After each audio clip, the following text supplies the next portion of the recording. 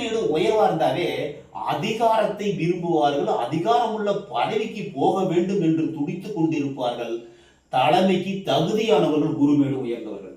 சனிமேடு உயர்ந்தவர்கள் சன்னியாசியாக இருப்பதற்கு தகுதியானவர்கள். இன்னும் சொல்ல போனா வேலை நிறைய செய்வாங்க, கஷ்டப்பட்டு வேலை செய்யறவங்க.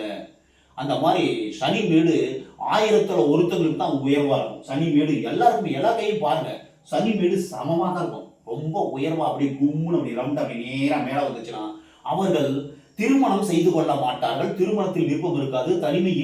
தனிமை விரும்பியாக இருப்பார்கள். ஆனா சம்பாதிச்சு வாழ்க்கையில் மேல்நிலைக்கு வந்துருவாங்க. அவ்வளவுதான். அப்ப சூரிய மேடு பார்க்கணும். நம்ம மோதிரம் போறோம் இல்லையா, அதாவது சூரிய கிரகம். அந்த சூரிய மேடு உயர்வா இருந்துச்சுன்னா புகழை விரும்புவார்கள். புகழுக்காக வேண்டி என்னவென்றாலும் செய்வார்கள். ஒரு தம்படம் அடிச்சுக்கிறது, தற்பெருமை பேசுறது, இந்த மாதிரி சூரிய மேடு வாழ்க்கையில் புகழை விரும்பக்கூடிய மேடு. இப்போ நம்ம புதன் மேட்டை பார்த்துருவோம்.